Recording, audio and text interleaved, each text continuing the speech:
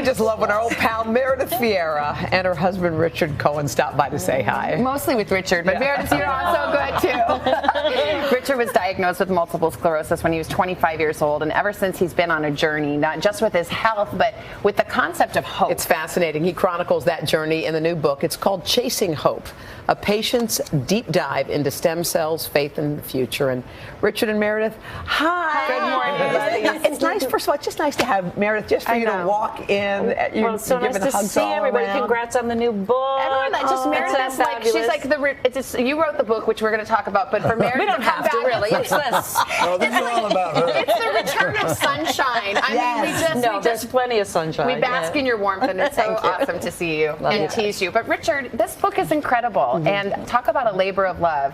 How long have you been working on it, and what did it take to really delve into this concept of hope? Well, I think everything changed when we were asked to go to the Vatican and to attend a stem cell conference, and I chaired the opening panel there. And in preparing to go, I learned how much work is being done with stem cells. And then when we were there with all these scientists and people, I realized that everybody's doing stem cell work now. And you that felt we this didn't little know about. flicker of this thing called hope. Well, that you said you you know hadn't what? felt in a long time. Well, look, I was diagnosed when I was 25 years old and essentially told there is no hope. And so I didn't even know the word.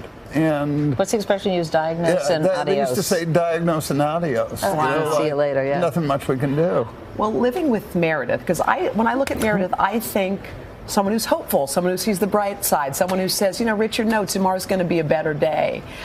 Meredith, from your perspective, because you were living with Richard through all this, how did you maintain that kind of optimism, or did you? I think if it's in your personality, it's there, even if it's just under the surface some days and not really apparent to others. So I've always sort of been a hopeful person, and I always believed that somehow we would find something for Richard. But I didn't know the extent of the research that had been done with stem cells either.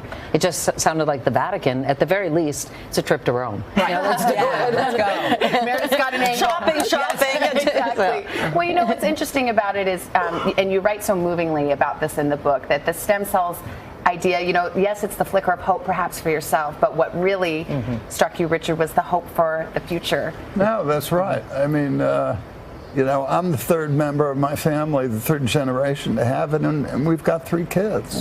And I think stem cell therapy is taking over medicine. I think it's the future. Yeah. And I think our kids' generation and generations thereafter, they're going to reap the benefits of this. And I think it's going to change a lot of lives. And you guys spoke movingly last night, your little book thing, and you were talking about how Richard typed this book. I mean, describe that. Well, first of all, I didn't think he would do a 4th book. Yeah. After his 3rd book, I Want to Kill the Dog, I thought that was the end. The dog is fine, 14 years old, and will not leave. And then I noticed one day he was sort of, I can tell when the brain is going with Richard, and I'm hearing this word hope. And the next thing I know, he is writing a book. But for Richard to write a book, he's legally blind, and he only has the use of one hand.